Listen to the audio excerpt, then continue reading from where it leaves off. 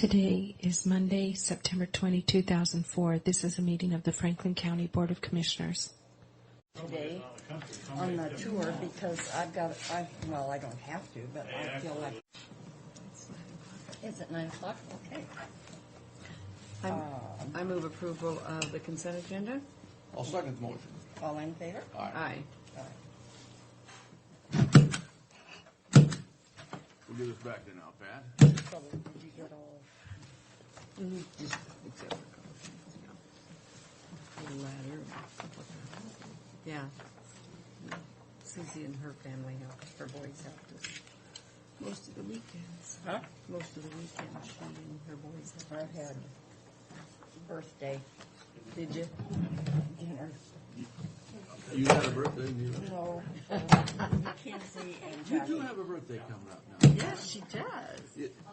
39. And Holy. And I didn't get over the shoeless to get my hand rewrapped, and so I feel scrungy.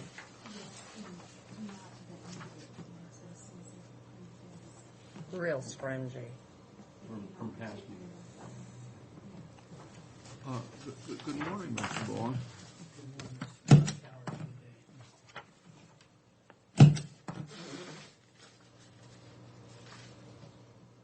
It's acceptable this morning. Not every morning it would be, you know.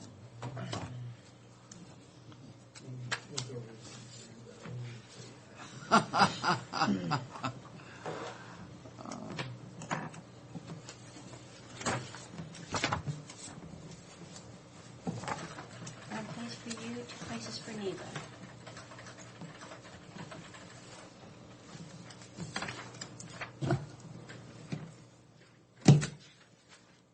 Two for Neve on these, right?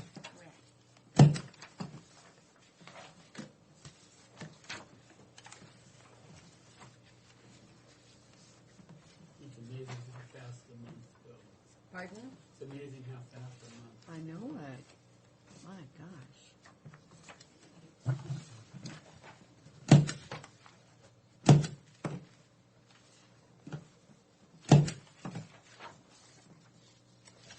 Well, one thing, when they go fast, summer will be here soon then.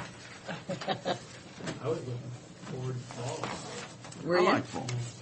I like fall. It's always when they turn the water off in the basin. I Oh, always yeah. look forward to that. Farmers always love Yeah. fall. Good year or bad year, the water still goes off. That's it.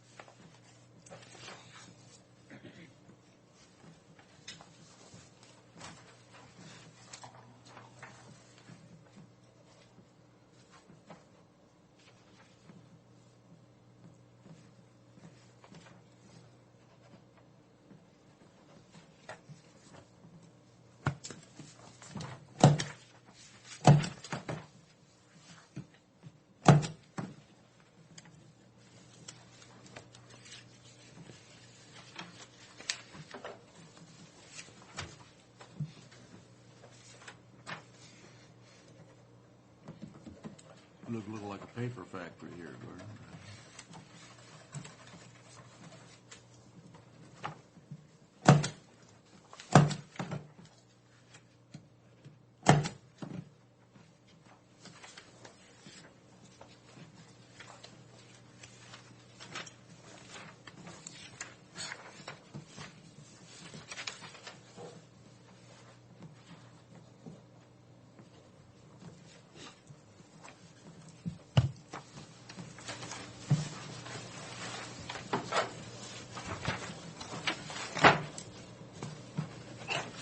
I move, oops, I better wait till they quit signing or they'll holler at me. Throw our concentration off right in the middle here.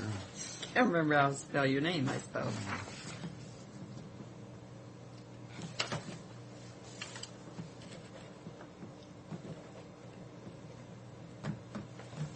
Rudy Johnson beat Hardwick. Who? Hardwick. No, they're not in the same, they don't run against each other ever. Oh, It's two different. Well, I didn't realize until today, I thought Steve Haley had won. no, I knew he hadn't won, but they said over at governmental conference they got a letter and they asked me if we do a verbal invitation to that legislative breakfast that they Yeah. have. And I said, I don't think Steve won. And I think he come in third. And He came in third, is where he came in, and I didn't realize, I didn't get the count on everybody else on Friday. I said, well, I hope he won, but I don't think he did. I think it was in the newspaper Saturday. I'll tell you what, no one from Franklin County is going to win in the legislative district, the way we're set up. I don't know, I don't necessarily agree. Where? Who? Well, we're split now. We're so split, We're split now. fragmented. We're split now. We're split between the two districts, 9th and 16th, and we're not going to get anybody. It makes it hard in the ninth. Okay, I would like to make a motion. okay, you may make a motion. I move approval of the expenditures as listed in the total amount of $364,187.09. I'll second that motion. All in favor? Aye. Aye.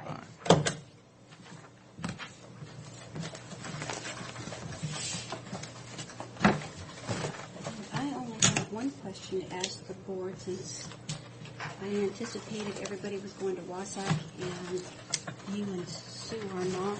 Do you want to have a board meeting on Wednesday next week or, How necessary is it? well, we have office PA and track.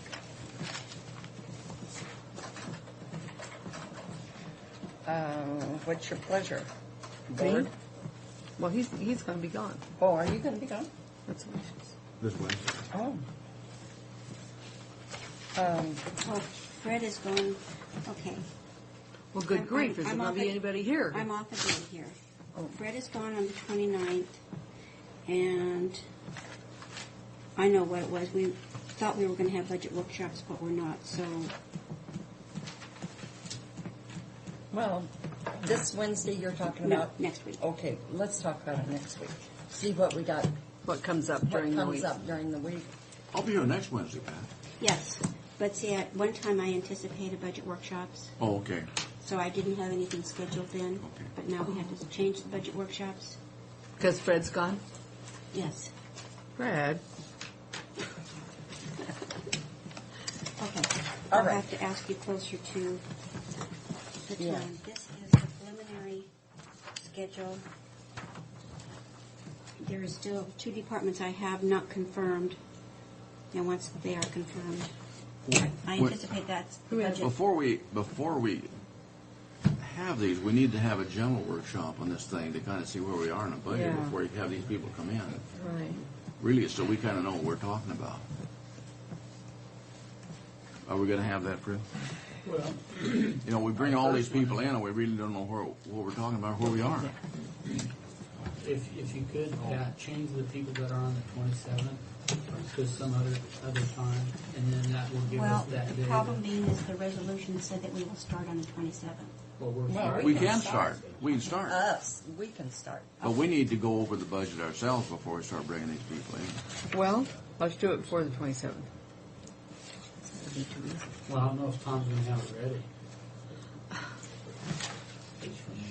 But I agree with you, Frank. We should probably have that first Monday just for ourselves. Oh, yeah. We need to sit down Well- and see where we are. Can we, what's planned for the Monday business meeting that day? I've got a public hearing for the engineer. I've got a public hearing for Fred at 10:30 for increasing the revenue and expenditure bottom line of something. She didn't write it in. Why don't we just have it have the budget session the same hours as they were going to have anyhow? Well, let's have them and try to work in our own budget talk. Well, you can do your own the budget morning. from 11 to 12. Is that gonna be enough I time? would rather not, Sue, if you don't mind. I was gonna grab that budget Monday, and I was gonna go back to my office once we get finished with it, and I was gonna do a line by line of everything. On this Monday? No, Oh. on that 27th, when we're done, I Oh. wanna compare every line to every line that what we had this year. We have to know where we are And then before we when we start. come back the next day, the next Monday, we should have a pretty good idea Yeah. of where we're at. Oh, so you're saying we should cancel these for Yeah. Monday the 27th? Yeah, all All right. 4 different people, just move them some other time. If we're gonna be Okay. shooting in the dark, absolutely. Yeah, I don't know how we can, Yeah, he did win, who? right here.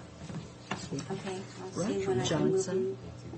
Hardwood and Even if nothing They're else, all- you Hartwick can won. just take Yeah. the 4 and I was add thinking one he to lost. each every day, and that's it. I've already got those days already booked because of other appointments too. So we may have to go, We can put in another day, man. yeah, at the end or something. Yeah. Because I did have it scheduled for November 1st in the afternoon to do the budget workshop follow-ups.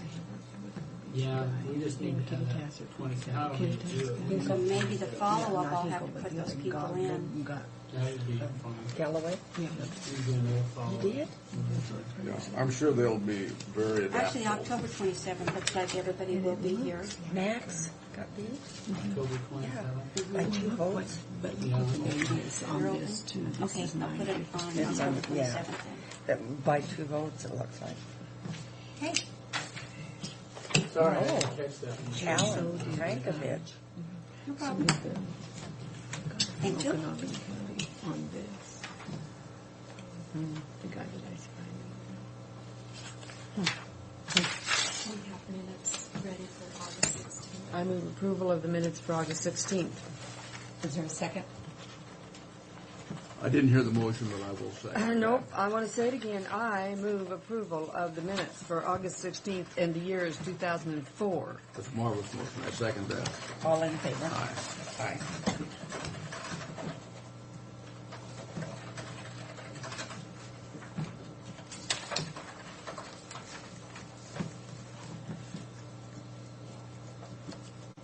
Oh, you snuck another one in there, under that. There you go. Or a couple more. Mary.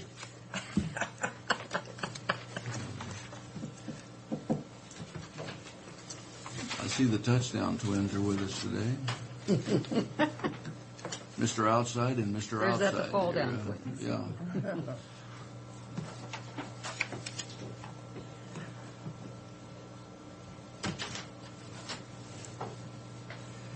Roger? Morning, Roger. Morning.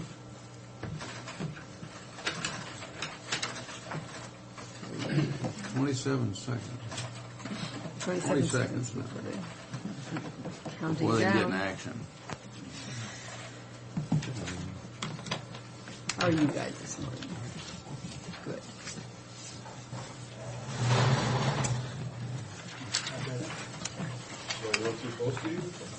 Yeah. Oh, yeah. Oh, yeah, no, it's early. Get some distance. It's 11:50. See a little ascension over here on my right side. I can-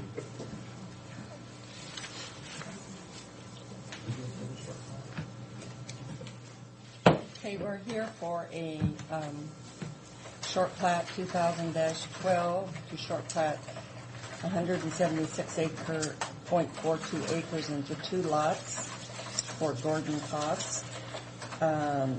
Greg Wendt, Jared McPherson planners are present along with Commissioner Brock, Corcoran, and Miller.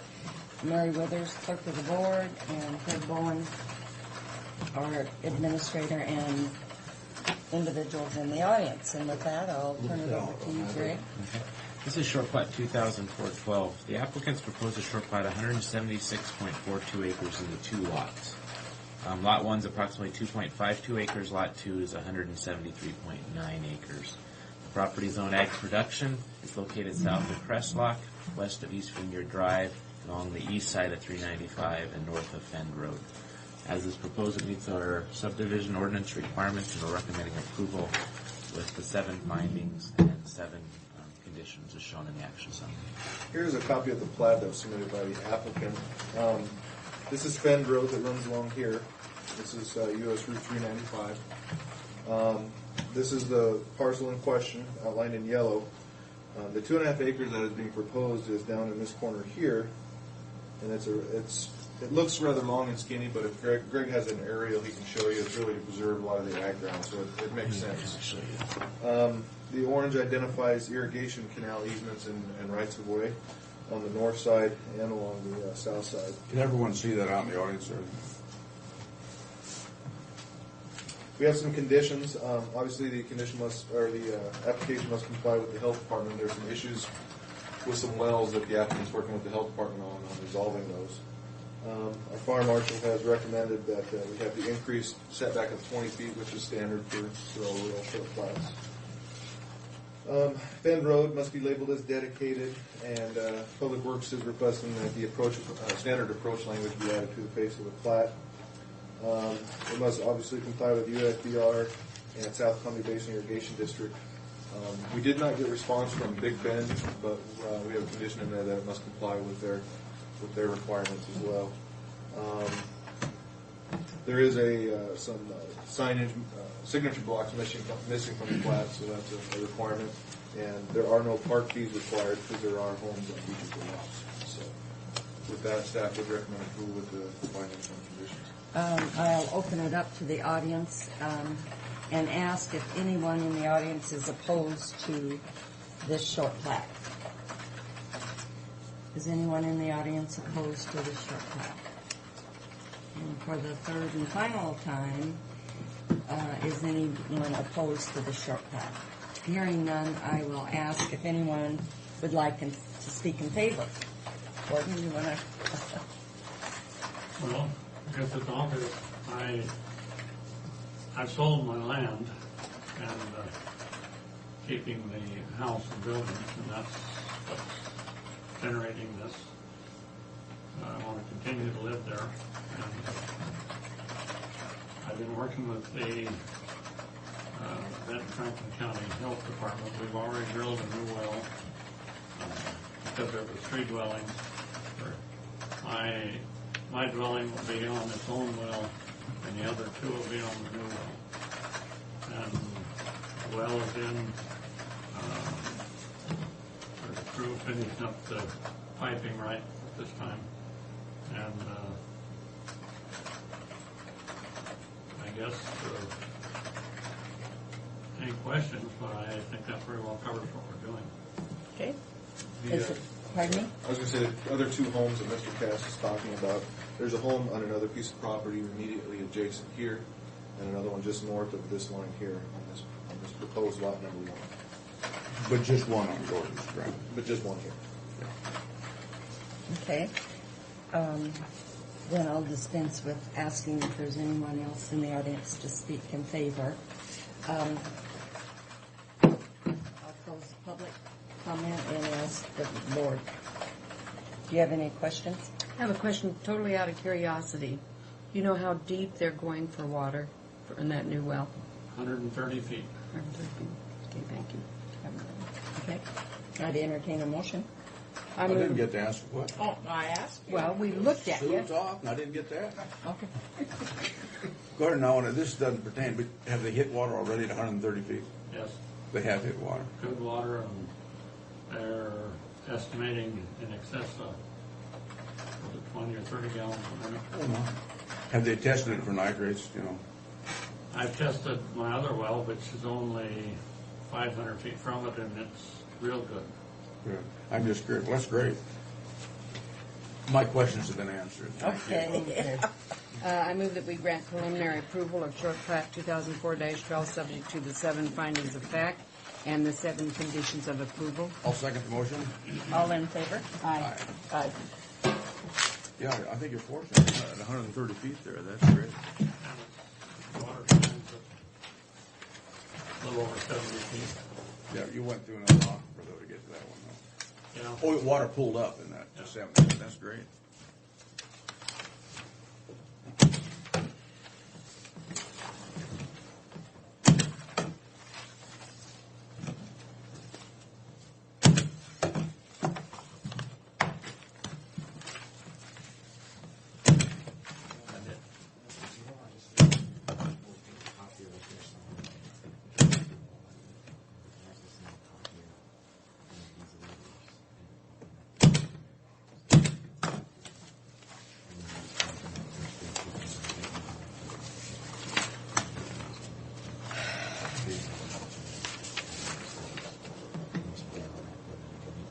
feel so clumsy.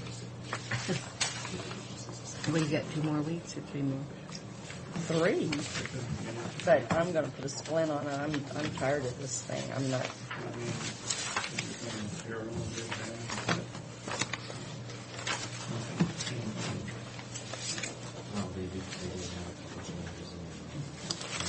Have you been going to the meetings, Leila? Huh? Have you been going to the meetings? What meetings? The temperance meetings? Huh? The temperance meetings since you broke your hand? She doesn't understand temperance. She's too young to understand. This is true. Only 39. Come on. Okay, we call him AA. Huh? We call him AA now. I, We call him AA now. oh. Is that what it is? Thank you. Uh-huh. We do Thank good work you. here, Gordon. Yeah, see. Okay. Good morning, Mr. McPherson. We're going to have an update, huh? An update. I apologize. I just briefly had a chance to go through this morning. I was out part of last week. This is my first opportunity to look at the update as well as yours. So, Did you get a weekend? Pardon? We weren't in bed. Did you hear all that fireworks last night? What's that from? The carnival. I think it was Mexican. okay. Carnival over in the ballpark. Oh, Fireworks, big, beautiful fireworks. And it sounded like we were being bombed. well, we got awakened Saturday night. I don't know what time it was. 3 hours in the morning. 3 cop cars, and they had a guy cornered right at our driveway. They towed his car. This is the building report through August on the legal size sheet, and then the 8.5 by 11 is our building department revenue through last Friday. I keep trying. It's budget time. I keep trying to get a handle on how these revenues are coming in, and it's it's a little difficult. If you look on this sheet here, week by week, it jumps around so much. From August 6th at roughly $6,300 down to 25. The next week down to 16, back up to 55, and then down to 800, and then back up to Well, 7. look at that July 17th week. 2,900. 14,000. 14,000. Oh, July 17th. Excuse me, that was June.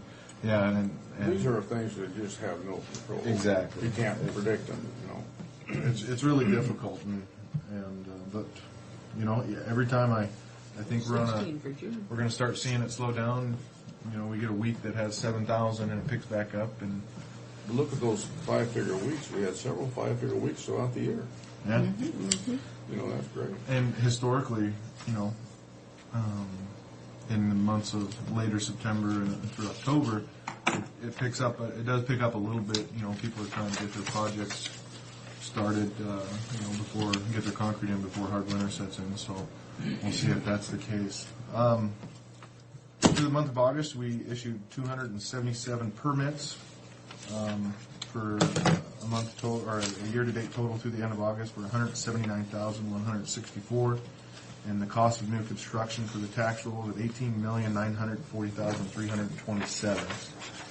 And as of last Friday through September 17th, we took in $187,416.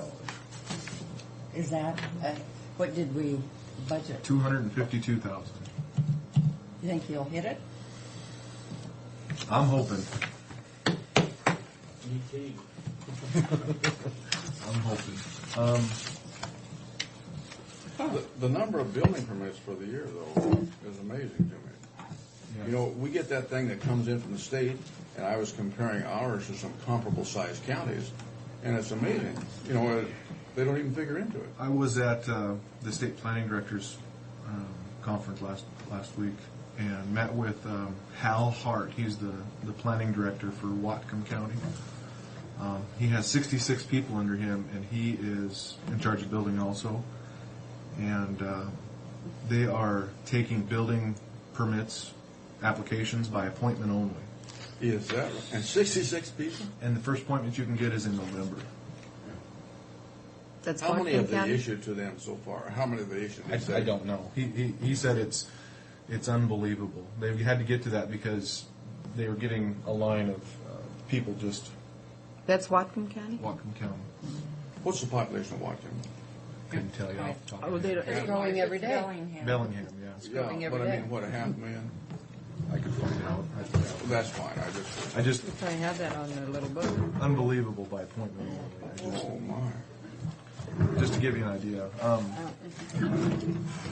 Yeah, that's right. It's $1.5 million. That's the population. Yeah.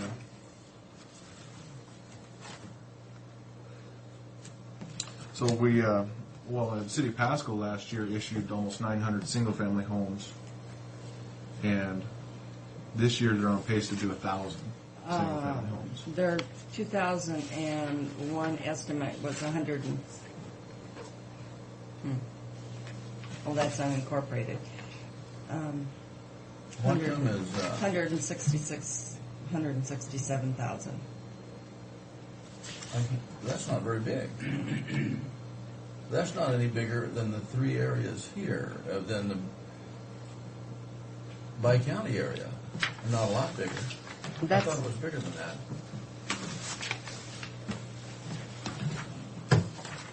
But through the month of August, or for the month of August, we issued 4 single-family home permits. 3 of the 4 were just, your average. The highest one was 151,000. But we did have one home on Scenic View Drive of 333,000, so above average there. We did 1 mobile home and 3 residential garages and carports, 2 pole buildings. We did 8 residential alterations and repairs, which is just your remodels or your little sorts of things. But if you go back to the colored charts, gives you a breakdown of from 2000 to 2004 through the month of August. We did pretty well in comparison to previous What years. did the Sisneys do? A 500 square foot addition to their home at 44,000? What was that? To be honest with you, I couldn't tell you. I could find out though. what direction would that be Sisneys. in that house? It can't be sideways. Had to be out to the front. Or they converted part of their garage or something like that. I can find out though. That's kind of interesting. Boy, that's an ugly house. It's, It is. I would have to agree with you. Have you seen it? Since it's up there, you just ought to drive by. Well, it It's wouldn't be so fine. ugly if it was off by itself somewhere. No. But it's so But ugly it's just just, squished well- in there like that. It's kind of ruined the neighborhood, you might say. And their roofing? That's that 10,000 square foot house. Yeah, it doesn't fit. Oh, isn't that terrible? We did, It's terrible. I agree with you. Well, it hurt the other homes. And the neighbors. Talk about, Just not having ruined- good neighbor relations at this Just point. Yeah. ruined the other 2 houses. The other homes are beautiful homes. They are. We did get a building application up off of Columbia River Road up near Ringgold. Rather large house, indoor swimming pool, elevator. Off down on the side down there, one of those lots down where Mike Davidson has Yes. his place up there. Really, rather. Whose house? I didn't know the name. Not a huge house, but it was 3,000 or 4,000 square feet. But the amenities inside were just so it's the value on it's going to be real high. Anytime you have an indoor elevator and pool and so I want an forth, so. indoor elevator. I think you're entitled to. Yeah. I wonder, call that guy and ask him what that cost. What, elevator? His elevator. But if you turn to this page with the 5-year breakdown, August for 2004, we did better than the previous 2 years, except for the year 2001 where we did 20,000. But if you look at September and into October for the previous 2 years, some pretty high revenue numbers come in the months of September and October for that, getting their projects in and applied for and getting the concrete work started. So we're hoping that trend continues to get us upwards towards our We 252. can't always go onward and upward, we just can't in that department. Well, Well, if you look at the whole and thing. I'm it's speaking going down. directly for this year's budget. I'm going to address that in next year's We budget. find guys who are over budgeting their revenues, this is what you're saying. No, I don't want to put us in a position where we think this is just going to continue great guns. I want to kind of scale back a little If bit. that's the case, another guy has a big fine coming.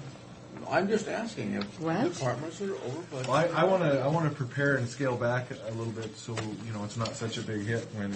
Jared, I things don't fall want off. this to have to hit the newspapers, So I'm hoping that we can bring up those numbers significantly in September and October, depending on how mild the fall and winter is. Yeah, it is. There's so many variables, you just cannot control that, Jared. You just Yeah, can't. I went through those just two houses, the Savage House and the one Jeff Renz built. Out on And those houses are not homes, they're mansions and show places. They're not practical for a family,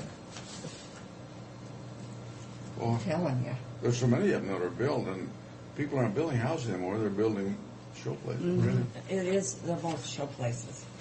Gorgeous, but Well, you just need a lot of help to do those, to take care of those kinds of homes. It's not something you're going to take care of yourself. But somebody has the money Give me the call. to do these.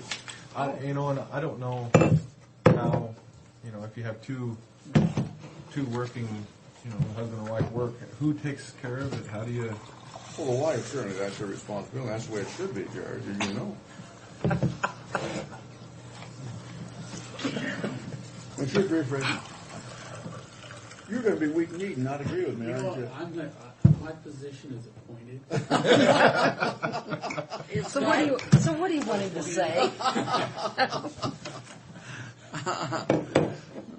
Well, Appointed pretty quick. It's a partnership if you're both working, by golly. Well, in our household, my wife worked till almost 11:30 last night, and I was doing laundry and. You're a good guy.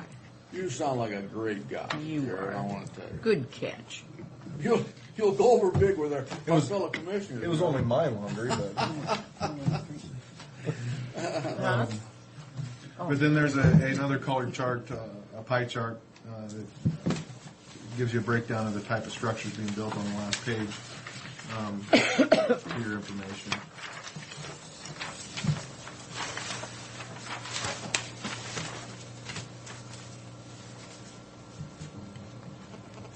It surprises me that mobile homes are less than new homes. Well, we only permit them in the ag zone Now that's going at to, this point, and our rural settlements. That's going to change. that's going to change, right? Or is it? In July of '05, the legislature, in their wisdom, enacted this year that we can no longer regulate manufactured homes through zoning. What's happened on this thing, manufactured homes, some of the new ones coming out are getting the high-pitched roofs and they look a lot different. But the cost of stick homes, as we look through here, is getting so expensive that the average guy is not going to be able to afford a stick house. But you look at Aho. You can go buy a new 1,200 square foot stick home for $95,000. Some of these, in comparison to like a new triple wide of 2,400 square feet of valley, they're $130,000. So comparable, there's But no land. Yeah. No septic tank, no well. put all that on to So it. I don't know how this is going to change, and you're going to see I think you're going to see some really creative methods from cities and counties Because one of the reasons they waited till July of '05 to have that in place is because there's very specific design criteria that cities and counties can place on the manufactured homes. One thing they can do is build a lot of these houses off-site. And they're bringing in the trusses now, and they have been doing that for a number of years, but they'll start bringing in the walls and the other stuff that they can build and put them in a jig and build the specifications off-site and just transport them there and put them in place. And it's so much different than when you come up there and pull up a board and nail it. Right. They're doing a lot of outside building. They've got to do something to make the house affordable. Yeah. And last week we had the cities and counties there, but we also had WASAC and AWC there representing both cities and counties, and that was one of the discussions. And there was two takes on it, why it was not enacted till July of '05. One was to help have cities and counties get together and put some design guidelines in place and give them the chance to get those in place. Another was they enacted it to appease the manufactured home industry, but imposing it a year later gives the cities and counties an opportunity to, complain and make an issue of it and try to get it changed back. So, but who knows? We'll see. And it's primarily an urban growth city issue, which means that the city of Pasco and Franklin County are going to have to get together and have a joint manufactured home ordinance for all of our cities, actually. Yeah, we kind of did, Right. more or less. Now we just have They're to going to have change it and everything agree on annexed it. out there anyhow, though, so. And the city of Pasco is making a strong push for public awareness. They're posting. The city is actually posting signage on vacant property, stating this property could have a manufactured home on it. Mm-hmm. Trying to make a real public awareness. I don't know if they got public outcry or whatever, however you want to word it. So we'll see. We will see. Any questions on this? Yeah, but we're going to have to hire somebody just to keep up with all these changes. They change them, and then they change them, and then they change them.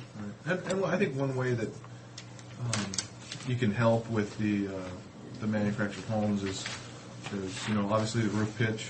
Well, the roof pitch is changing. And require, whether it be attached or detached, but require that they have at least a two-car garage. And that would change an awful lot. Because then you have a place to put your stuff. Mm-hmm. And that'd be the same if it was a stick home without a garage. Where do you put your stuff? It's 6-to-1, yeah. So, but I guess we'll figure those things out and come back. And We expect you to lead us in the proper direction. I'll provide some scenarios. Well, We'll get you're going to be very busy getting all these other homes built and applied for. Exactly. So, any other questions on the report? I don't have Good any. report. Good report. Thank you. I enjoy these reports. It's interesting to look It through them really and see is. who's doing what. And we keep all of them on record if you ever have a question about years back or anything like that, or specific months from years back. So just let us know and we can get them. Well, I appreciate the other than this report that you give us, because it's impossible for us to keep up with everything that's being talked about and being put in place. So appreciate We're it. awful quick, but we do need the extra help. Yeah, we're outstanding, but we I depend on you concur. anyway. I have always said you guys have the toughest job in the world. You're a very good man, and Mr. Bowen will agree with you sitting around. But I can find out those numbers on permits from Whatcom County. I'm curious now myself. Yeah. From, at what point did it turn? Well, You know look what? at that. This is a 2002 book that we were looking at. But even at that, Sue, that didn't show the population there that I thought they would have. But I bet you they got a lot more than from 2002. Probably. Probably.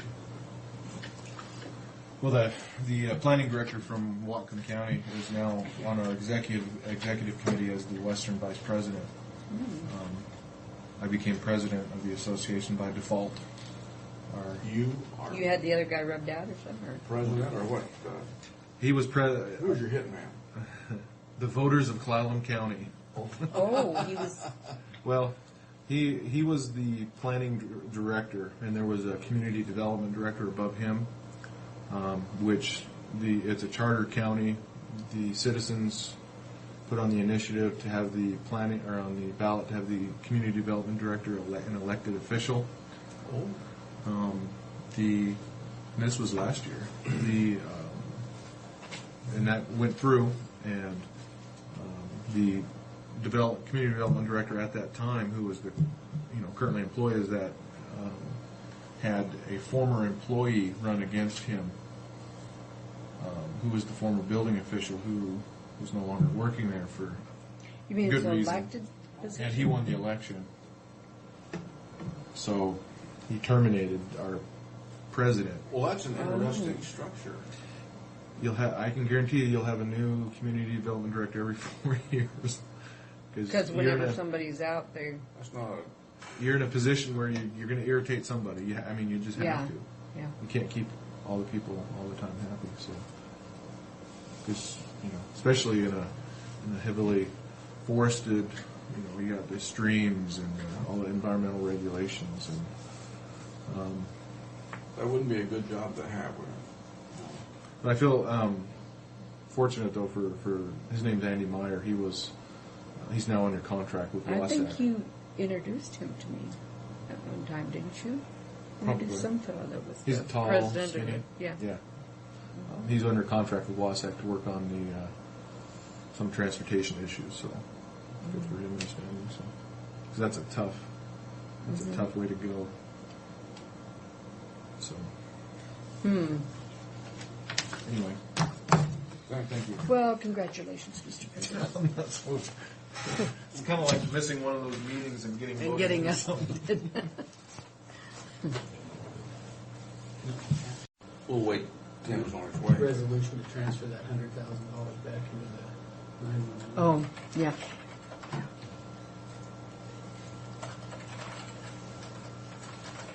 Well, did anybody else get awakened by the fireworks and everything last night? Tiffany was telling me about it. Oh What happened? my goodness. Multiple of what it is at the present time, or has been in the past, to involve not only the rather traditional downtown Pasco City activities, but to look to the track facility and to see what can be developed up there that would be of a major attraction to our residents. And it was said that the county and the city cooperatively, in a collaborative way, have expressed some willingness to provide seed capital with the entire view of regaining that capital through revenue generated by the program. And we have discussed this. I voiced just a personal opinion as executive director of the chamber that I sincerely felt that we had could have a great interest in participating in a major way in the program. And since that time, I've talked to our executive board, and I just want to confirm that view that we would be delighted and are prepared to step forward and to act in any way that is appropriate, and certainly with Fred and Paul in the planning and execution of that thing. We have some ideas that I think might be a little innovative that could be of interest to our community.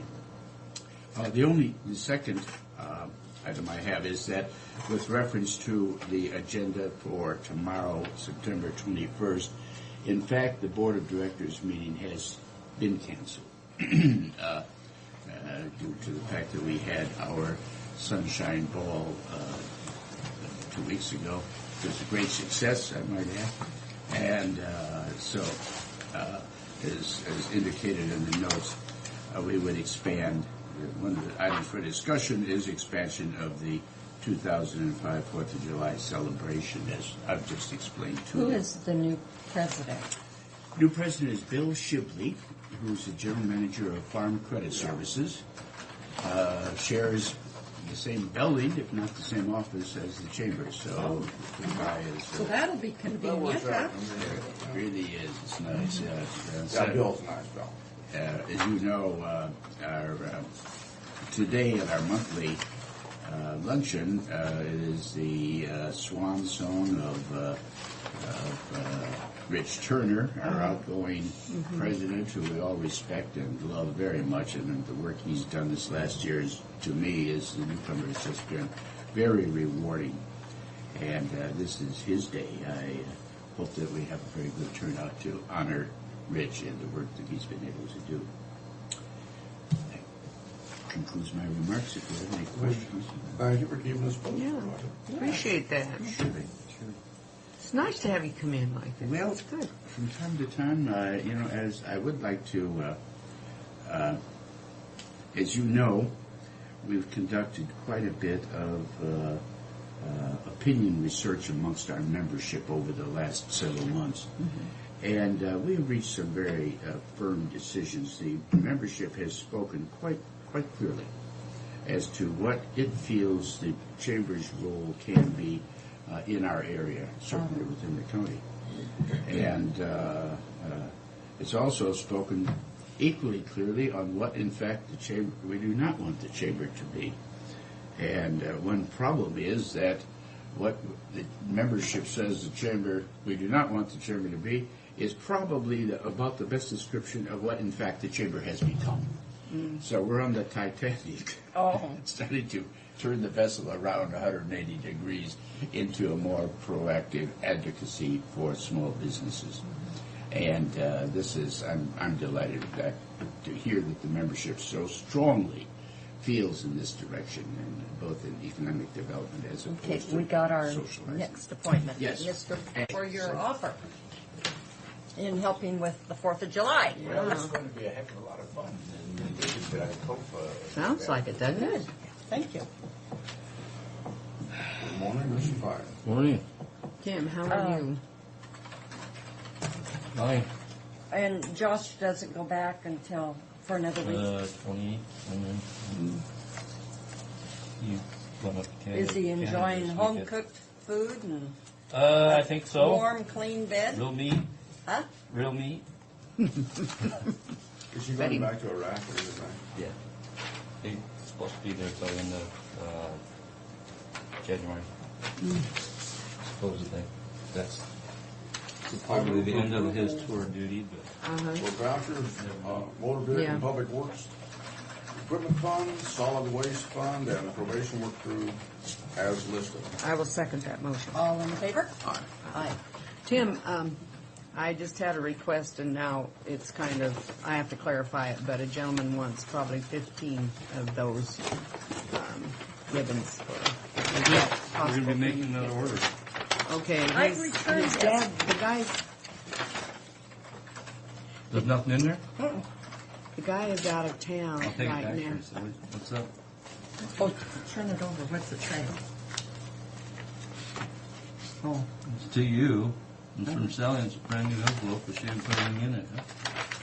she wants me to put something in that, probably my check. Oh, okay.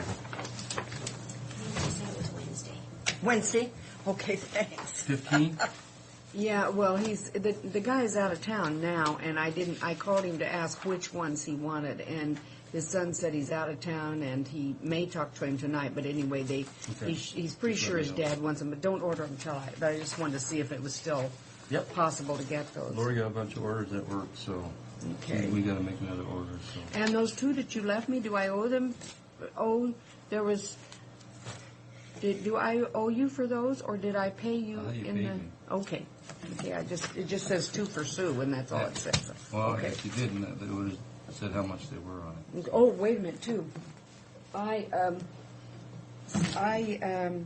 guy gave me some money to buy one from you, and then when we were at Connell Days, I bought one, but he gave me an extra $1, and I didn't give them the extra $1 because I forgot. So that's just in your fund, in the fund that goes there. If there's any question, I'll be happy to hold it. Just to accommodate Not you. mine.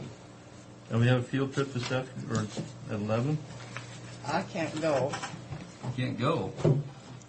You know, when you get her age, your friends all start dying off, and you just have to go to funerals. Do I make this up with Sally? I don't know what it is, so. It's Is it- the unmentionable word in this county courthouse, or annex. Mackenzie. God, I couldn't think of her. That's all I have, unless there's something that I've been gone, so you kind of need to inform me what's been Down happening. south. Yeah, How is that? nice, Good. nice. The and weather was warm. good down Nice and warm. It was. They thought it was hot, but I thought it was like 80 degrees and But where were it you? was muggy because they're not used to that. Where were There you? was a hurricane down in Mexico. It was forcing moisture in, so it's muggy. It was about 80% humidity. Where were you? Where were you, at Tim? San San Diego. That's where Frank's going, isn't it? San Diego? It was real Yeah. nice, pleasant. Take cool clothes. How do you say that? Warm weather clothes, which means cool clothes? You take both. Although you're going to be inside, so you're going to be freezing anyway, so take warm clothes. That night it cooled down to 60. So it Down got- 69. it got- They it always got said cold that at night, so take this. San Diego was the most perfect weather. It seems to throughout be. the year. Yeah. I mean, they have a rainy season, but Mr. Alexander had a few questions on the Sure. transportation. This is the one I need to get that. Yes. Yeah. I was wondering if you get some of the abbreviations, different proposals on, I guess those projects. Gotcha. Well, I got a key. I got a key, but I haven't found it yet that I can get to. If you give me an address or someplace where I can get it. Well, why don't I just stop by and take a look? Okay. I have to stop at planning. I'll probably be. I got there in about half hour. Or, I'm out by the airport, 3416 Stearman. You know where Public Works is out there, Ross? just this side of the road that goes across to the Right, new part of the right. airport? Yes, On the old airport Right. side? Yeah. On the old airport side. Just Right before we go through that cut section, we're right on the south there. Okay. And you're Kim Five. Kim 5. Okay. I'll, You're moving to the front. So. yeah. I'll look that stuff up and get you there's a key that has all the abbreviations in it. Yeah, I'm assuming you're talking about like the utility codes and that sort of thing. That was Yeah. for this. Or you guessed it? I can You know what, guess I'll that bet you one I'm too, right. but I don't. I was curious as to what they were. what? Well, I looked at those this morning. I said that C was for cable, G was for gas, W was water, T was for Probably. telephone. But I was kind of curious because I couldn't remember. It's been a long time since I've been at the public works. Those are utilities we know about, yeah. So I'll, unless there's something else. So you won't make it? So? We'll make it. You got two? Yeah. You going, Fred? At this time, what time will we be back, Tim? Wherever you want to be back. Well, if you want to change it, if both of you Yeah. are questionable. Maybe it would be better to do it at a later date. We can reschedule. Yeah, why don't we reschedule it then? Okay? Okay? All right. Yeah, do that. because I really wanted to go, but I'll get with Pat Mainly and have her for the reschedule lunch. it. Well, yeah. That's a big part of it. Well, wait, no, we said anything about lunch.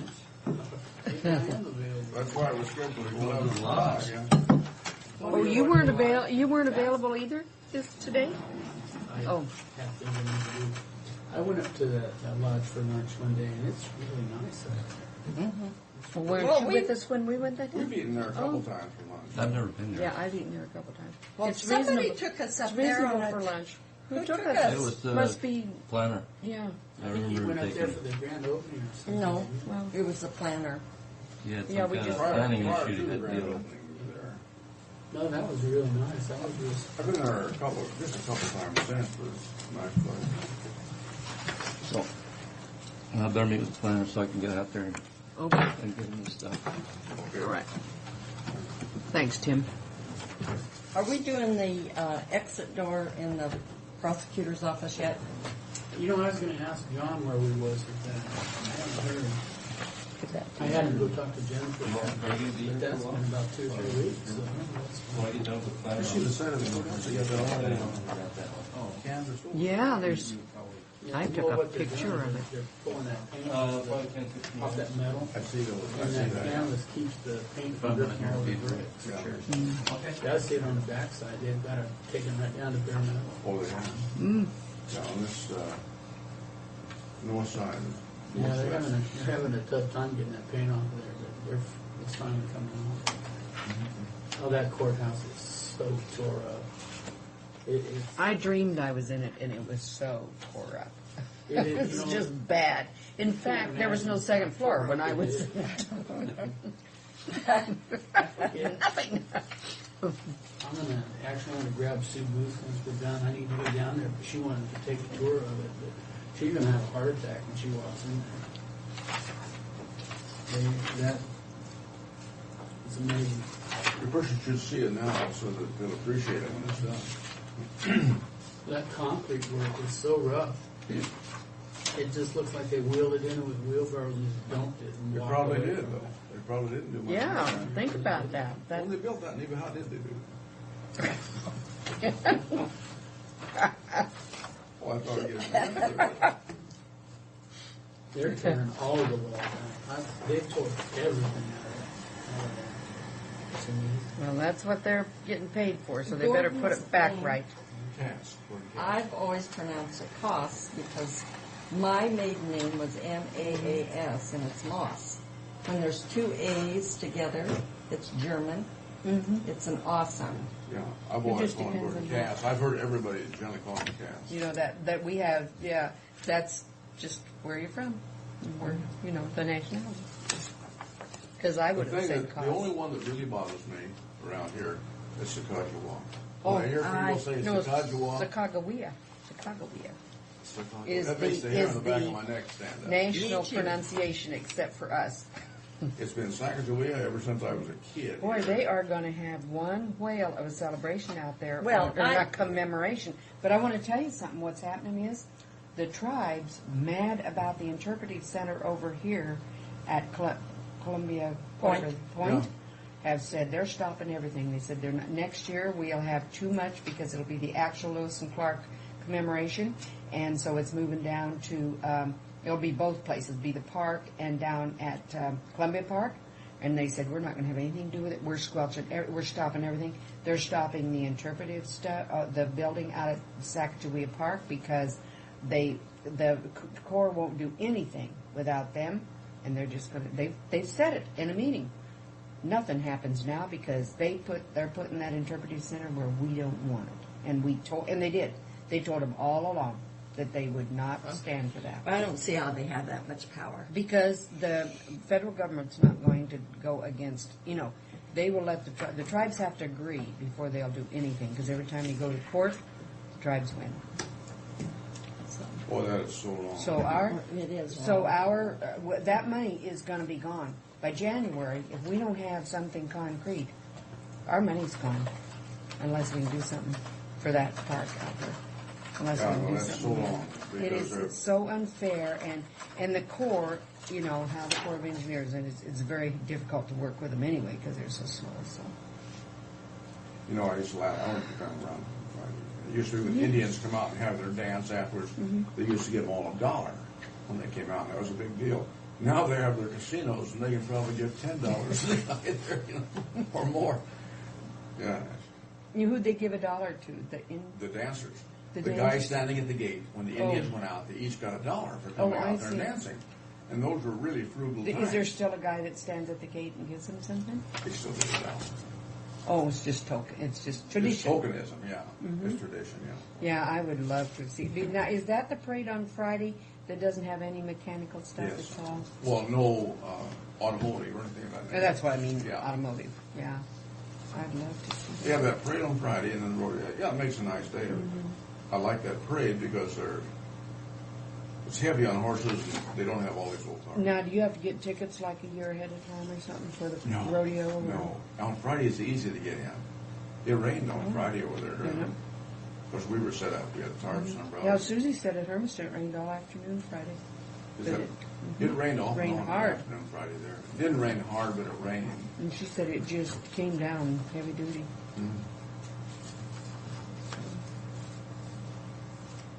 Well, where's Dave? Pat talked to him this morning. He planned to be here.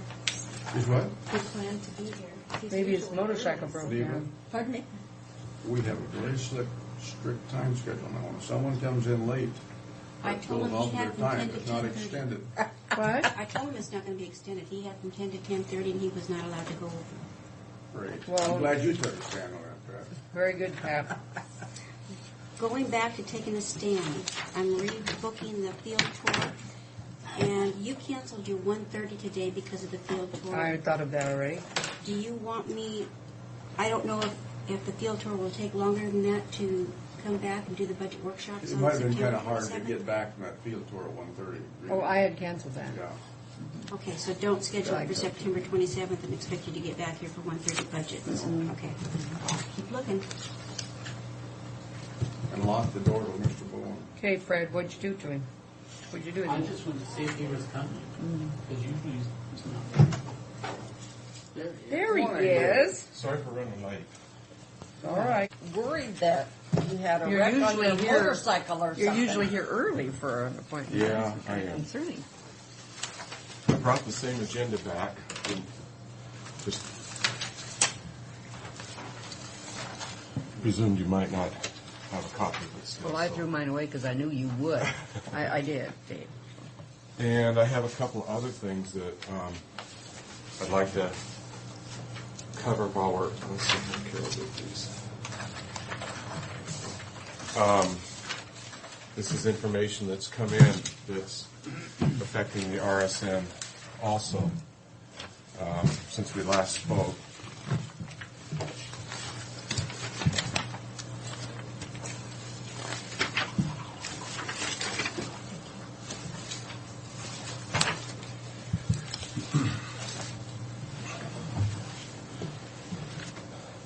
And I think last time we spoke, I was able to cover the first top two items on mental health and then the bottom item under miscellaneous.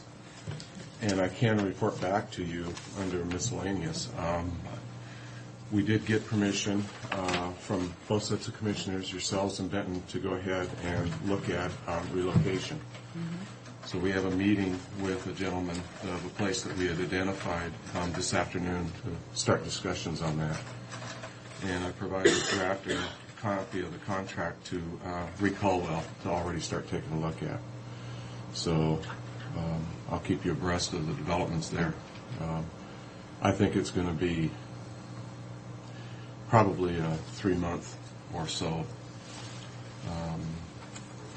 But that's just guessing on how long it'll take them to do the internal remodeling. It's a new building, but it's a shell. There's nothing inside. 3 months or so before you can get in, is what you're saying. That would be my guess, just thinking, because not having had a conversation with them, I don't know how quickly they can gauge everything.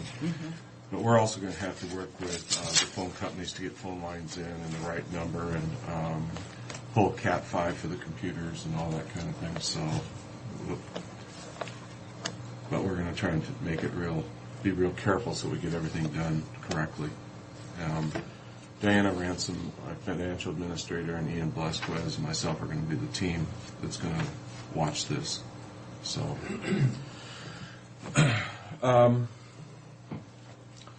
let me jump back up to mental health and continue on down through that. Right now, the RSN, as I've reported to you before, really is engaged in trying to identify how much funding we have to serve non-Medicaid people and in what configurations. And we do have a pretty good clue what the state is going to do effective January 1st. And that is going to be simply our Medicaid money has to be spent on Medicaid persons, those people with an actual Title 19 coupon. There are people that have state coupons that look like they receive federal funding, but they don't. And so you have to actually look at the codes on the coupon and discern whether it's one that has federal funding or not. There's a program called GAU. It means General Assistance Unemployable. where the state has a lot of interest in these folks getting services. They usually have some level of disability, but they aren't formally judged eligible for supplemental security income or Social Security income, and it's a temporary assistance project or program, but it does not receive federal funds, and so they often refer those folks over for services. We did, as an RSN, make a decision to pull back our federal block grant funding at the RSN level. That's about $617,000. That's the amount after a 3% reduction. For us, it's about $9,000 a month that we had out in subcontract to our providers, and that's what we had funded a flex fund system where they purchased medications primarily, but also if someone was unable to pay their rent, we had a kind of a program where we could help out with those kinds of things temporarily. We have continued to flex fund with our other funds for the several months with our providers, as well as a sheet to track what they purchase, so we can get a handle on some of the critical things that will be missing. The other thing that we're doing is identifying how many non-Medicaid people we serve in our crisis unit. The statistics that go to the RSN show that about 60% of the services are to non-Medicaid people, people without a welfare coupon. But there's also a lot of services that are not sent, the recording of which is not sent to the RSN because it's not in the state's database and they don't want that data. An example is sometimes we'll send two staff out to a home for safety. The feds only allow you to log and bill for one person, even though for safety you need to send two. So we kind of eat the cost on that second person. That's not uncommon in the system at all, even for ongoing case management. If there's any question of safety, then they send two staff. But the feds don't pay for that. So we have recordings on that. Also, all the anonymous phone calls we get where people call in and want information or want consultation or what can I do about this, but they're not willing to give a phone number or a name, we really can't load that over to the Title 19 side. So I have a meeting tomorrow afternoon with my staff to try to pull up what we have on our computer that hasn't been sent off. I think that'll up our percentage somewhat beyond the 60%.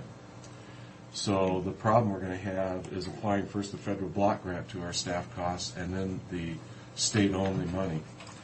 And we're still cautiously optimistic that the Mental Health Task Force, that is the Governor's Task Force, is going to come up with supplemental budgets to cover some of this for the system. The problem they're going to have is a very real one, and you'll recognize the timing right away. The new rules come effect January 1st. The supplemental budget is one of the first things that goes to the legislature, but they don't convene until about the 9th. And how quickly they'll act on the supplemental budget's anyone's guess. They'll probably take the whole time. So we got a real cash flow problem. What do we do until they act on that? State divisions have a spend-ahead authority where they can essentially spend their money further down the road earlier in a period. So we're talking with them about enacting their spend-ahead authority.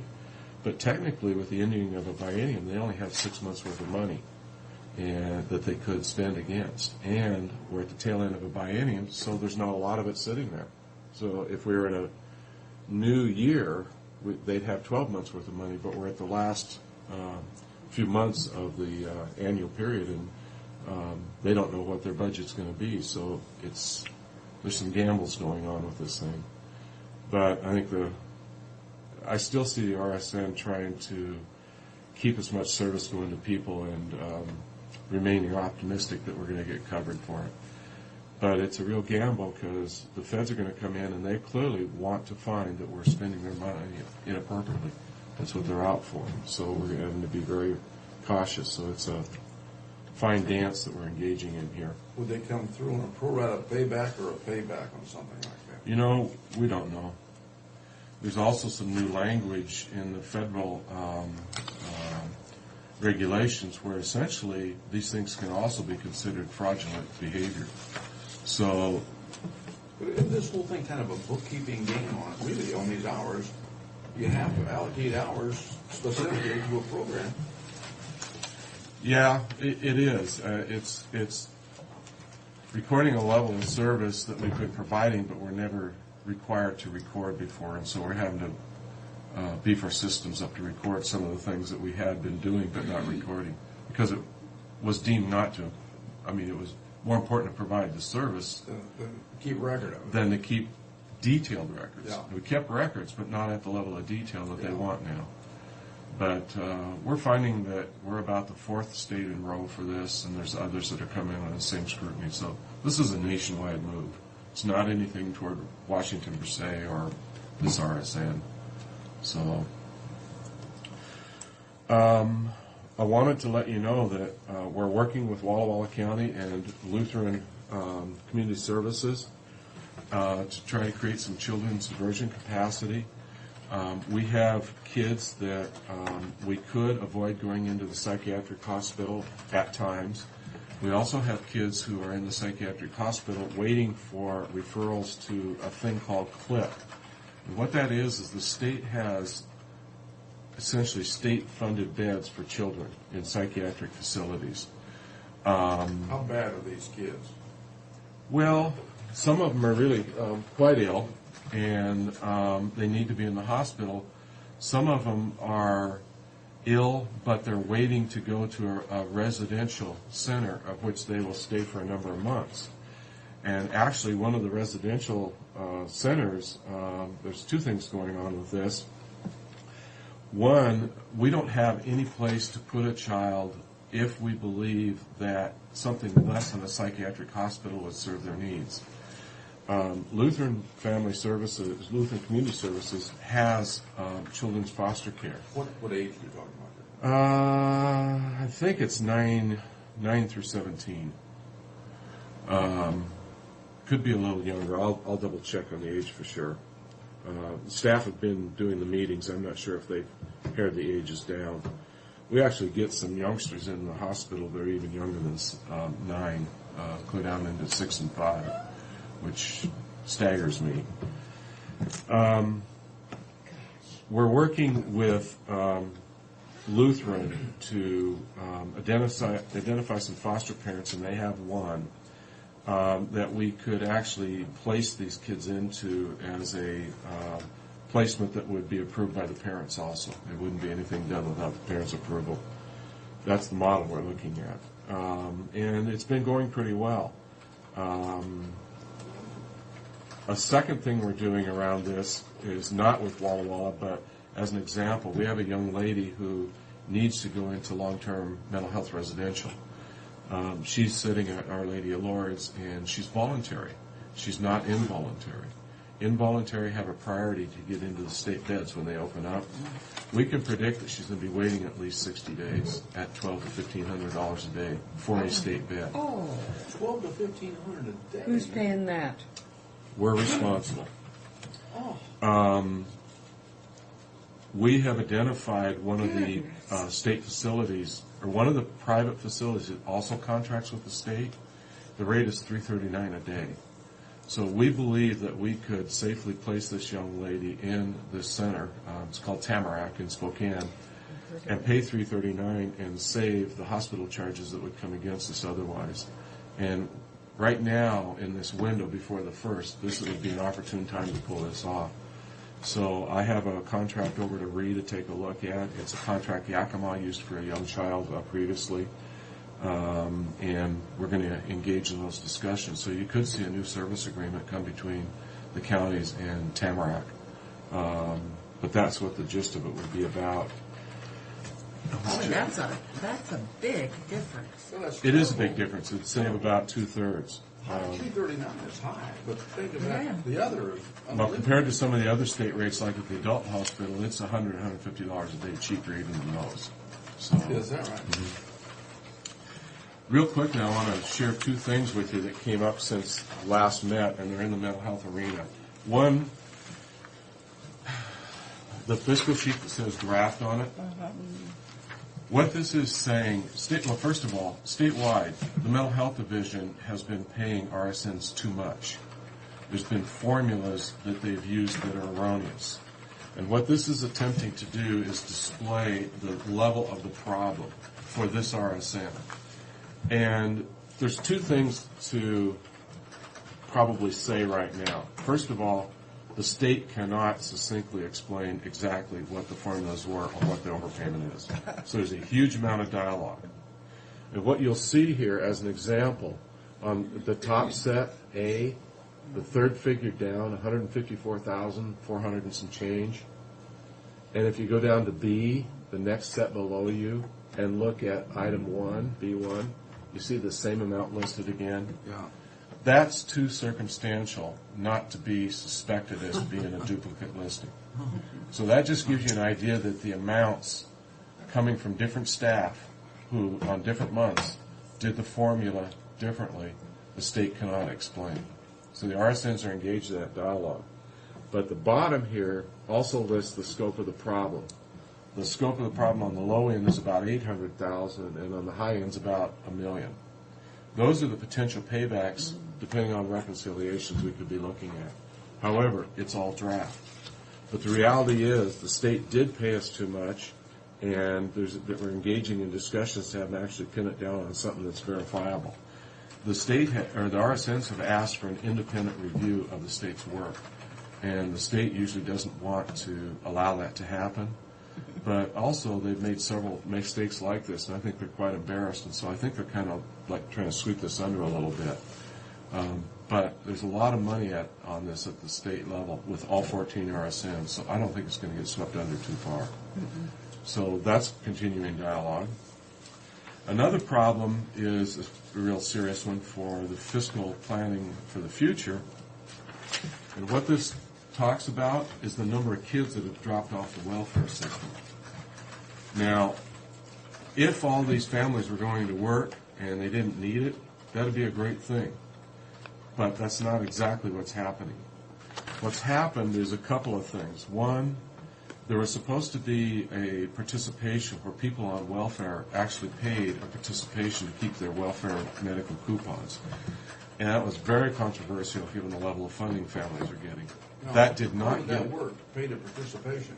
Well, the rationale would be the same as the counties and the employees and the insurance companies use that we're all working with. Depending upon your particular insurance company and your level of insurance, you have some participation each time you go to the physician to use it. So You're talking deductible. A deductible Okay. participation. I'm sorry. So, yeah. Get on the same page. I Yeah. know what you're talking Okay, about. deductible. That never got enacted, but the rumor was out there very strong it was going to be. A second thing has started transpiring that we think is probably more problematic. If you came in and were declared eligible for public assistance and for kids, you got your coupons. It was the eligibility decision was for 1 year, and then they did a recertification a year following.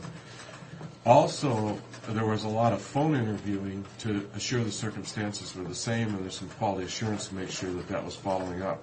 That doesn't happen anymore. It's all face-to-face interviews every 6 months, and all of the same paperwork has to be produced by the families. In the Seattle paper, there was an article about this, and the state admits that there's a thing called the hassle factor. And a lot of families just can't make those appointments. They are not. They don't understand exactly what they're Well, dealing with. their probably, functioning too. level isn't the same that they have all the necessary paperwork twice a year, the official paperwork, and families are dropping off assistance through that.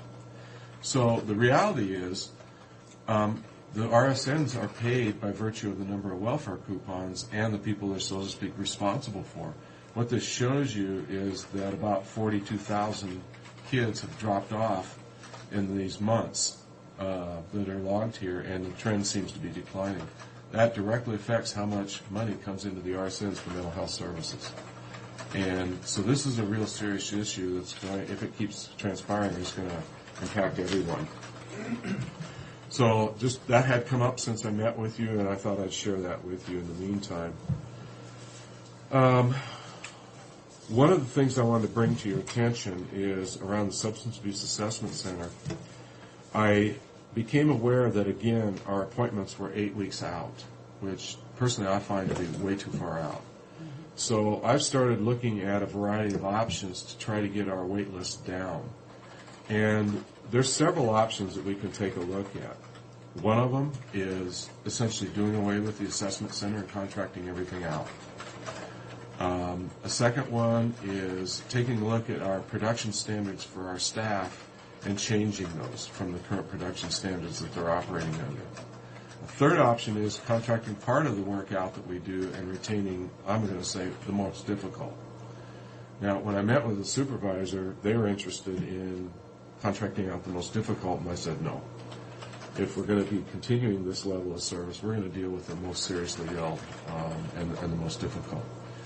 I've also started consulting with Yakima and Kittitas, who Yakima has some similarities to us. They run an assessment center. They also don't serve as broad a group as we do. Some of that is contracted out to the providers. Kittitas is a smaller setup, but he has some different production standards for the work for his staff. And he's also using the computerized treatment plans. So I thought I could deal with this fairly quickly, but the more I got into it, there's more to it that meets the eye, and it's going to take a little while longer. Needless to say, staff are really quite concerned. I think they believe my only mission is to close the assessment center. That's not my only mission. The mission is to really get it down so we can get people in quicker. People with chemical dependency issues have a fairly well-documented history of trying to manipulate their way through life, if you will, depending on where they are in that chemical dependency problem. And to have them sit that long waiting really doesn't do any good for any one of us. Also, there's probably a level of reoffense in that 8 weeks while they're waiting for their appointment, too. And I'd rather get them in quicker and get them onto a provider. The other part of the reality is we do about 1,000 assessments a year, and we've done that like clockwork for several years. One of the problems we're going to have to face is if we do get people through quicker, do we actually have enough money to put them into treatment? And so we're going to have to do some study on the fiscal side and see if we're kind of shooting ourselves in the foot, so to speak. We move them through quicker, but then they wait the providers because there's not enough money to treat them. So I don't know what the answers are going to be, but I wanted to share with you that I perceive that as an issue and would like to try to do something to get our numbers down permanently so that maybe we're closer to 2 weeks to 4 weeks out, depending on the category. On that program with the women and their children. Yes. How come there's only 3 from Franklin and Benton County? I thought that was 4. Our 2 counties mainly. It was in the project status, and technically it still is now. And the bottom line to your question is I can't answer it right now. I don't know why. I believe I have gained some information from third-hand sources, and it seems that there's from the last provider that was managing the program, where we stopped the contract, the state stopped the contract, and the state contracted with a new provider to operate the program. There are some parties in the community that were concerned when the previous provider was delivering the services. And apparently, even though the state has had meetings, the providers have meetings, they've passed their certification, the issues that were there with the previous provider are no longer there. They still refuse to support the placement of children into that. So it impacts whether a woman should go into this program or into a program somewhere else where they can also get their kids into.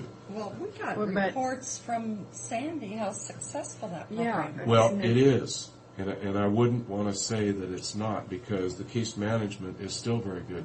The problem is with some authorities in our community who have a say in whether children follow their mother into a particular program because the children are dependents of the court.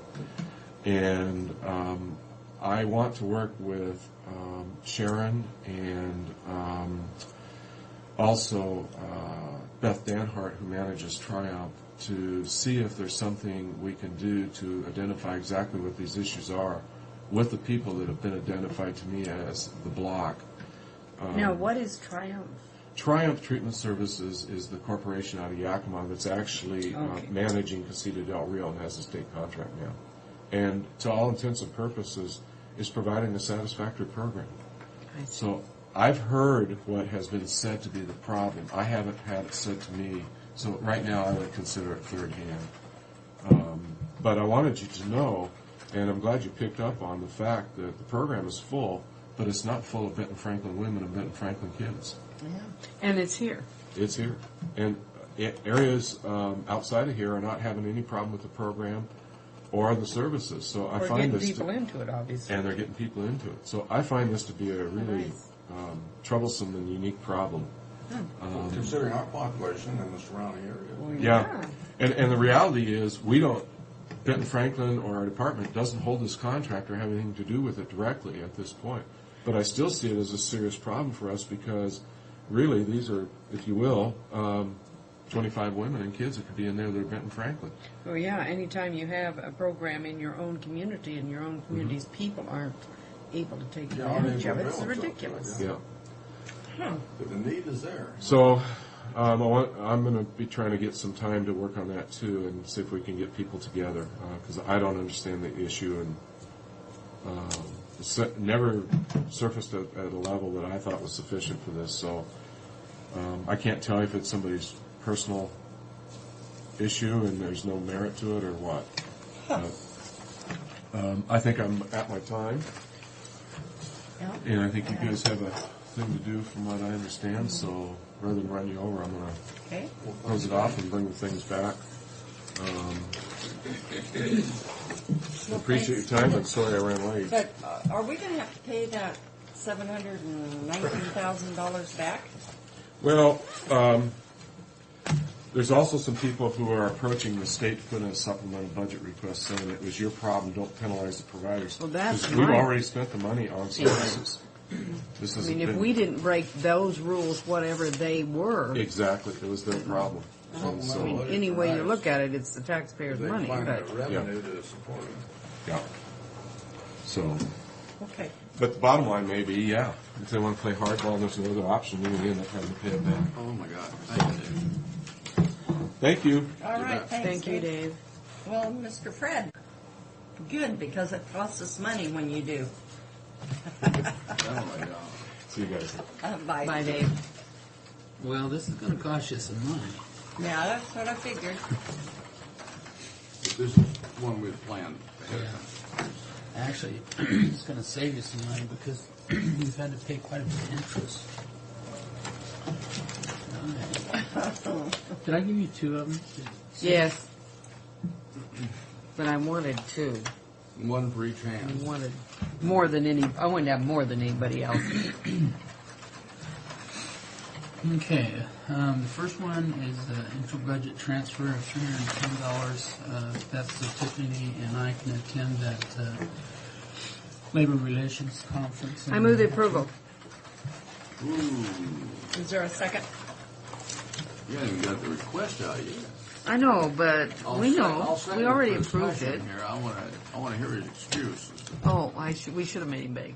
It's Labor Relations. That's not much of an excuse. It's not much fun either, so we better let him go. Do we eye it now? You know, Yeah, all in favor? Aye. I just wanted to save you I some. want you to know it was taken out of my line item too, you guys. I'm What? You're- sacrificing. What do you mean? Didn't you We read it? transferred it out Oh, of her yeah. travel. Well, you should have transferred it out of mine because I haven't used. We're coming back. Oh, you're See. coming back to mine.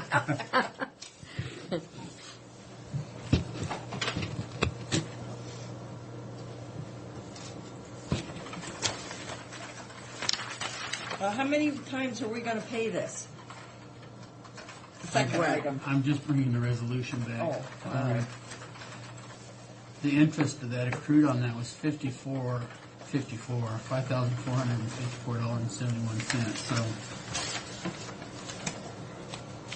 it wasn't free money. Is everybody in love with this system? I mean, is it working? Is everybody happy with it? I never hear. The people that have it swear by it. Well, we have The it. people that pay for it swear over it. Well, then, but I mean, somebody needs to sit down and say, is it really working for us, or is it just making a job for No, somebody? you know, actually what it does is, you know Wasn't about there another BIPIN as one? well as I Oh, do. yeah. I mean, Wasn't there it's another copy? in our community, it ties all of our law enforcement I together to where they, if somebody's in custody that's wanted Did we in do another 3 of them? district. Just a Oh, minute. okay. Well, my problem is that it isn't working from my point of view because it doesn't tie, we don't know. People are getting out and doing things. We've all seen it. They're not communicating. And so, I don't think it's No, a we're good saying, plan. Fred's saying it's working, you're saying it's not. I don't understand. No, I'm saying. No, he's that- not saying it's working. He's saying that's what it does. Yeah. That's what it's yeah. for. No, I'm just explaining what BIPIN does for us. But I hear In our different community. stories, and they say. Well, you know bypass what? It absolutely only necessary. works if people are intent upon their job. If people are really aggressively saying, let me check and see if this guy is wanted somewhere before I turn him loose because he's not wanted here They anymore. no, I'm not defending it, but I'm saying this is what they say they do, and they say they could not operate in this area without it. I've had them tell me that many times. Let me see who saying, what wasn't the guy pretty much wanted that there wasn't there a warrant for his arrest when he shot Officer Saunders and some other incident that it's important, just as important to the people involved, but somebody and somebody isn't utilizing the system. I guess I would have to because say. we've discussed this same thing many times, and every time we come up But with the it. thing of it is, anymore the area is so mobile that they might do a crime in Yakima County and be here in an hour. Might not be on the And system yet. this is And right. they wouldn't be on the system But at that all. Right. wasn't what This is true. that one was. This BIPIN just covers the Tri-City Yeah, area. just to try, but that's why it's important, so we have the agencies talking to one another here. But anyhow, I move the approval of resolution 2004-411 as specified. I'll second the motion.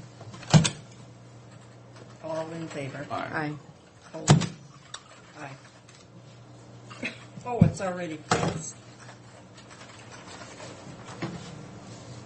It's already, we already assigned a number to it. Mm-hmm. Okay. Now what are we doing? Well, that pickup that I got, Fred, did you break another one? I didn't break it, but it's going. It's going to. Now, which one? Is that the The one that was one leaking nothing? No, this. That That was was the a- second that was one? A vehicle. I don't trust it to take it out of town. To be honest with you, The ticket you got. the No, pickup. Oh, That pickup. I'm not I don't signing. know if it's the transmission or if it's the rear end. this but, pickup that you have now is not good. Well, it's the rear end or the transmission's doing some banging. You know, not all the time, but you know, if I pull up to a stop sign, Are it'll kick in. Are you hard on that, on those vehicles? I'm not. On those old, worn out vehicles that you're getting? Well, that hasn't got that many miles It only on it. has less than 90,000 miles. And that is, what is that? It's a 2001. What? GMC. Yeah, I was just gonna- it's a General Motors product. I just asked. No, I just want to make sure that. But you know, and then the engine's got a click in it too. Sounds to me like the lifters Well, are chattering. I thought they. Well, why don't we just forget about it and give it back and get you one that'll work out there, Fred? Well, I think they're all pretty well beat. You know, the only reason I'm bringing that up is that I don't feel comfortable leaving town with it. I can always take my own rig out of town. I think if we take it out of town and we have some problems with it, it's going to cost a lot more to have it towed back in and whatever. But you know, I can keep. I'm not saying that I don't want it. Well, why don't you have them check it over and see what's wrong with it? You know, I will. I will. That's not inexpensive. Well, either. But you think Is the there another- tranny is bad in... Either that or it's the rear end. You know, when But you're they can replace the tranny rear end sure. easy, really. I mean, that's the easiest For a thing to slight fix. cost. Well, yeah, Not the too much cost. transmission's about $3,000. Fred, it's an old vehicle. You can go out here, Tri-City Auto Wrecking, and have one picked up, and you can stick one in that thing, and you can buy a reconditioned one out there, really, and probably for $500. I mean, a transmission. You could do that yourself on I'm no Saturdays. mechanic. really, they're easy to put in. I'm no mechanic on that because you can pull it out and get to it easy. Yeah, well, you know what? I just wasn't going to take it out of town. I was going to drive it until it broke, because I don't, Yeah, but- it doesn't seem to matter which rig I take. They're just wore out, and But I'm. that's a good point. Is there another, Maybe, so, that maybe is there anything else we're out there stopping the that's? use of them at the right time. Yeah, well, I think so. But the thing of it is, that shouldn't be wore out at 97,000 miles. 89. You're right. Yeah, but They don't use them the same way that's we do. beside the point. They run them hard. Very Yeah, hard. they don't take care of. Well, is there another vehicle out there that you could? The other one's the Try- same. It's got 115 on it. So Why don't you maybe have the this run up to transmission's shop good. again out there, Fred? We got the thing, and the thing should have been operable. Have them run up to the shop, and if they have to put a tranny or what in it. But we don't have to go first cabin on that tranny. Well, I was going to take it out to Darrell and have him listen to it anyway. Yeah. Because the lifters were chattering on it pretty good the other day. Kevin, I dropped him off. We went out to lunch, and he goes, "Man, there's lifter chatter here." But I'll take it back out to Darrell. I just wanted to let you know. But I've had that lifter trouble on General Motor Products, and they can adjust them, or sometimes what's this power crunch or whatever that you pour in the tranny, that'll take care of some of it. Yeah, I've had lifter problems with my GMCs before too. What? Yeah, I just torqued them down, but that's not good either. But that's all I have. Unless you have something for me.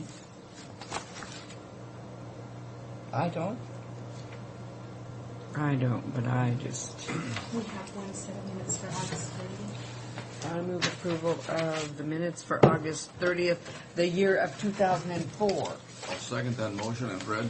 All in favor? Aye. We'll probably have a little test on what took place here in the last half hour. Actually, that was one of the better ones. Really, it was, yeah. I thought that was, and the heck of it is, he has a heck of a lot to tell us, and we may not understand it Well, totally. the trouble, Dave talks an But- acronym, and I don't understand acronym real well until he breaks it But down. that's our fault, because we don't stop him and say It'd say be what nice it if is. they, And you know what? We can just ask him, write it out on your, your agenda. that would help. But I mean, that's information we need to have, because the state's screwing up big time on this. Oh, that Or was, apparently, today that was kind of down to our level. Well, Sue, since you're not going on that road trip, I'm going to go to the courthouse. You want to go? Yeah. I was going to ask Sue Booth if she wanted to go too. Frank, you want to go? Not sworn.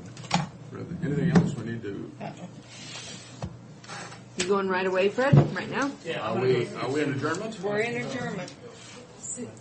Oh, did Mr. Alexander might have wanted to ask you. Oh, I'm Oh, sorry. did you have something? Sure. Yeah, well, this is the first meeting I've ever been to. I'm kind of just listening and trying to figure out how things work. And everything. My parents own a farm out in Block 1. It's involved in the Road 100 extension. Yes. Oh, yes. And it's kind of a surprise to us what's proposed and things like that. And I guess it's been in the works for quite a while. That's correct. Yes. Both my parents, my mom and dad, retired, both 88 years old. Yes. And Yeah, they're- Mr. they're Alexander not had some really questions. aware of all this that's happening. And I was Dr. just J kind is of on the phone wondering for you. Dr. J is what on the phone is for you. happening. Because I'm one of the sons, and my brother is the other son. And There are plans afoot to extend Road 100 all the way out to Columbia River Road, but the first stop is Dent. Hello. And we have to go on the basis when and if funds are available. But we're getting such a block on traffic there on 68, we're trying to do something to ease the pressure. well, I've been there's been the Logden group. Pardon me? The Logden,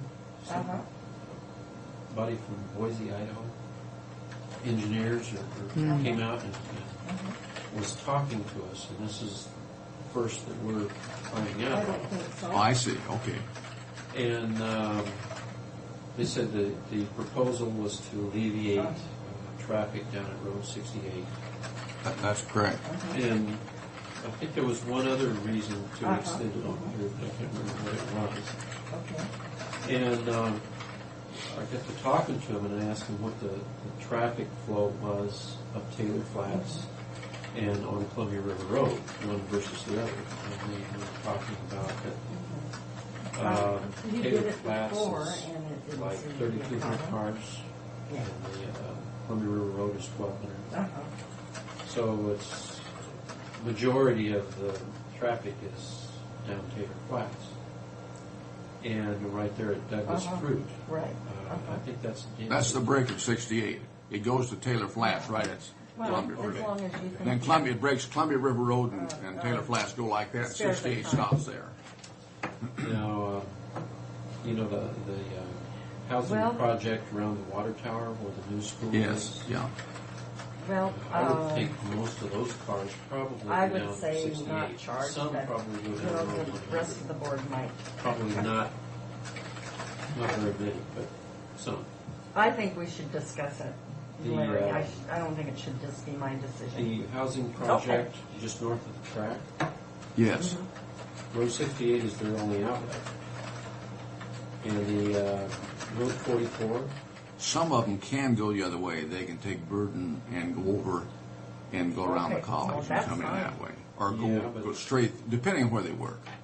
how many That's, people, that's fine. I would imagine a majority of the people work either out at Hanford Oh, I don't or, either. or some other place where they're going to Okay. go west. That's just my guess. I don't know. Well, I'm sure you're right on the maximum. We have about 3 or 4 employees that do work out or live out there. All right. Bye-bye. And then Road 44, you have to go down either to Argent and go back to Road 68 Yes. or over to I knew who she in- meant, but by CBC in town. Yes. And I'm just wondering how much this is going to alleviate traffic. I don't know. It seems like it's only going to get worse as we go on. Well, I agree with you there. We feel that it will help a bunch because people come home at night. And I know what you're saying. When you come up Sandifer, you got that jog right there if you come up. But if you go all the way to Dent, that's going to pick up people who live out on Columbia River Road. They'll hit Dent and go over to 68 until that's complete. And the way that's backed up, they're backed up clear out on the freeway. You see it out there at night at 4:30 to 5:30. It's really in bad shape there now. Yeah, I farm out there, but I don't live out there. I live in Kennewick, and I've farmed out there since. Well, I grew up out there, and then I left for a while and lived in Yakima, and then came back there in '81, and have been farming plus working in town. How long have you been back there now? How long have I what? Been back now. Since '81. Well, you've been back a long time. Yeah, and so I'm not aware of the traffic buildup. You know, I'm not there that time of day and that kind of thing. But I can see how, with those new housing areas out there, how it would build up. I'm kind of feeling, you know, my parents, their farm. This road is the extension of Columbia River Road.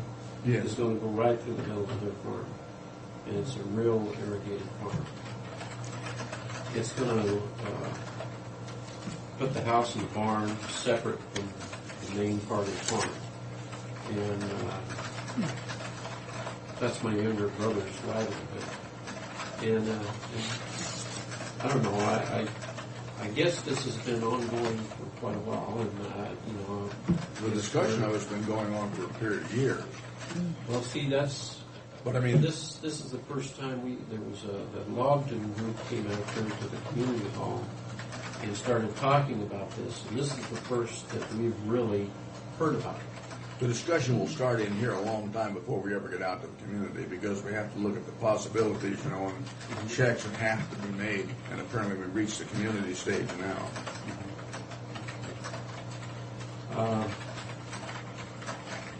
I'm thinking that as far as going past the end on Road 100 up that way, wouldn't it be easier to go over next to the river and follow the river up? Because you're getting some traffic, those 1,200 cars, a lot of the housing projects up by the Esquatsu, out at the end of Fanning Road, South Landing Road, out at the end of South Landing Road, and down by the river. I guess that's Dent. It goes down by the river. Dent winds around. It comes up and winds It around. goes into It runs down in Harrison. front of the Walkley place and up there. I believe that's still called Dent all the way down, I believe. Yeah. It seems to me like that of those 1,200 cars that are coming down Plunder Road, a large portion of them is coming from over there. And that would be a better location. I don't know. Well, I appreciate your concern. I understand what you're saying.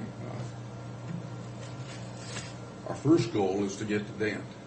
That'll help us immensely.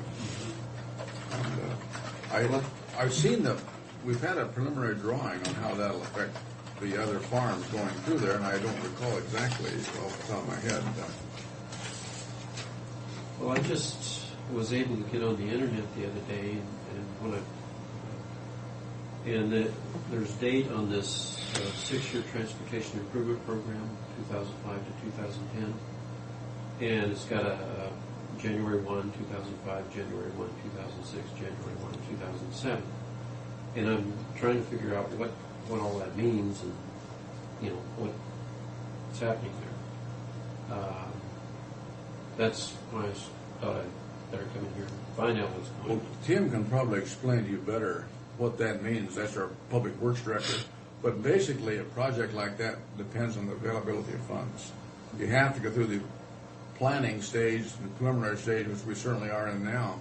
But then availability determines when the project is started and completed. So these dates don't necessarily mean Well, they're guides that we work by. But so the funding for, say, 2007 is not in place at this time, So the $900,000 is not, that comes that year's Hi, Bridget, why don't you tell Fred and Sue to go ahead and I'll... this will be a separate appropriation on other funds outside of our county funding. Yeah, tell them to go ahead and I've got a funeral that I'm going to go to. Okay. Right. So I think Tim could answer quite a few of your questions, and he's got maps out there showing the different routes. I think there's 3 proposed routes. And, after you get to Dent.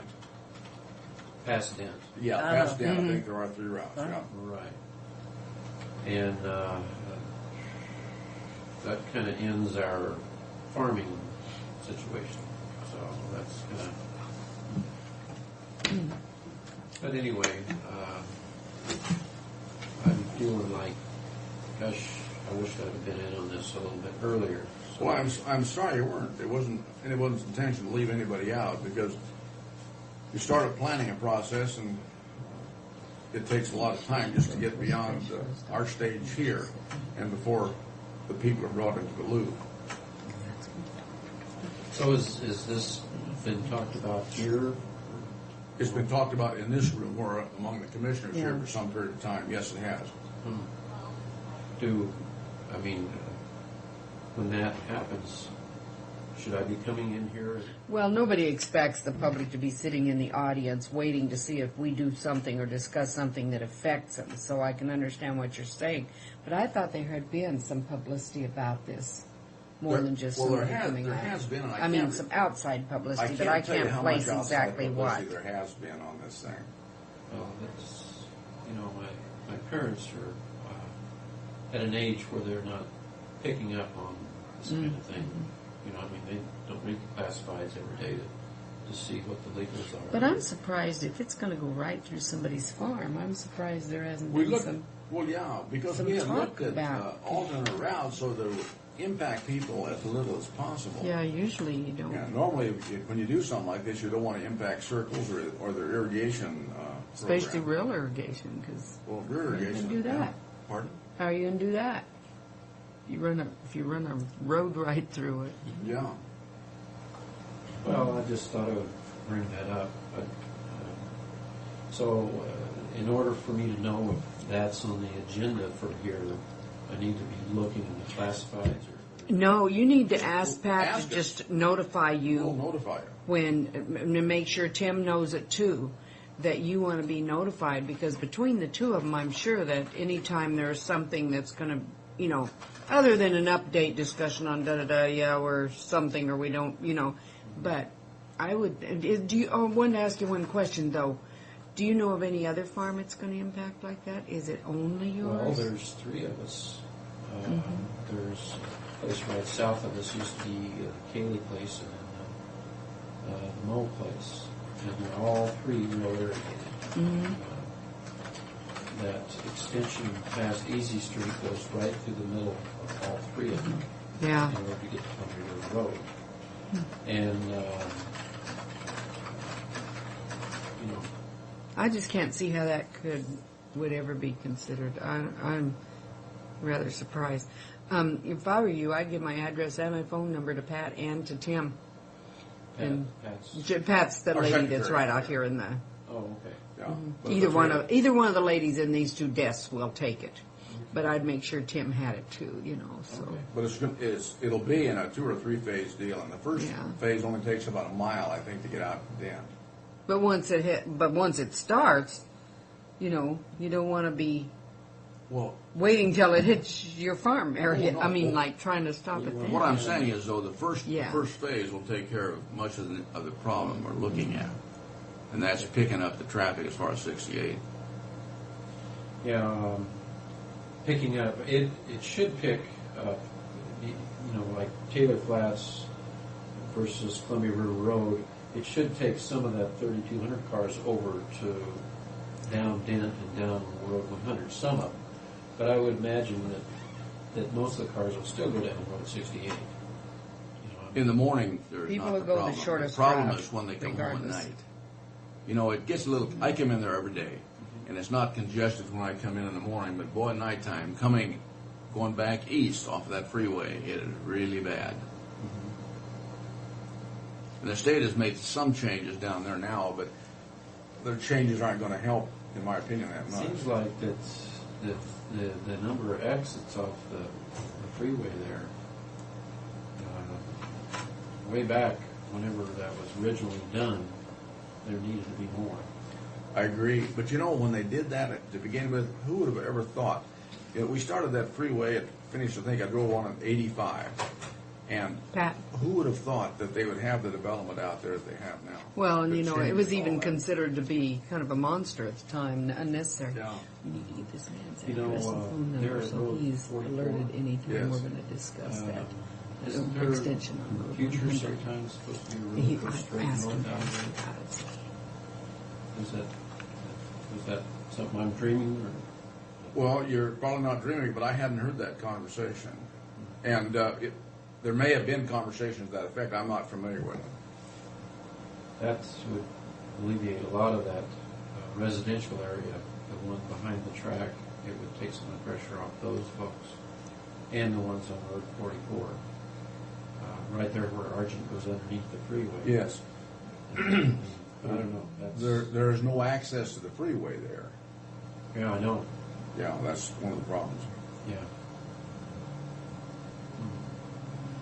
Well, I just thought I would add to the info. Thank you much. It's nice visiting with you, and I appreciate you coming in, because if people have concerns, we aren't aware of it unless they bring them to us. But Well, I didn't know anything like this was happening, or I would have been here. So, stop out and give your name and address to Pat and ask her anytime anything comes up on that Road 100 extension if you want to be notified. And tell Tim the same. Now, are you going out to Tim? You going out to talk to He's him? going out to talk Okay, to him. because I was going to say Pat could give him your information. Well, he wants to talk But to you Tim wanted, anyhow. yeah, that's what I understood. Yeah, a friend of mine, I was talking to him about this, and they happened to, well, let me look it up on the website. And we came up with this 6-year transportation improvement, and we started looking and saw the Columbia River Road extension, or the Road 100 extension, and maybe that's another way for... But on the scheduling on that, this is the way it is planned, but you don't follow your plan unless the funding is available. In other words, the funding is not in place to do it as such. If the funding, that's the ideal situation, the way it's situated there. And normally you don't get the funding quite the way you want on these projects. Hopefully you do, but you don't. Well, when I was looking at this thing, I mean, it seemed like to me that further west or closer to where the housing is starting to build up along the river. I know where you mean down The there. closer that you can get to that. It comes into the Sanderson, that Sanderson development down there. Yeah, the Sanderson development down below the hill there. Yeah, but that will pick up a lot of that traffic. That'll pick up a lot of that Sanderson just going over to Dent, coming back on that. Yeah, I would say, to me, over there where Dent, it comes up from Burns's and heads north. That's a section line right straight up to Fraser Road. But then it will go through some farmland there, too. But it would be much closer to those residential housing over there by the river. And eventually, that's probably where houses are going to be built up, first anyway, and then move over into the other farmland.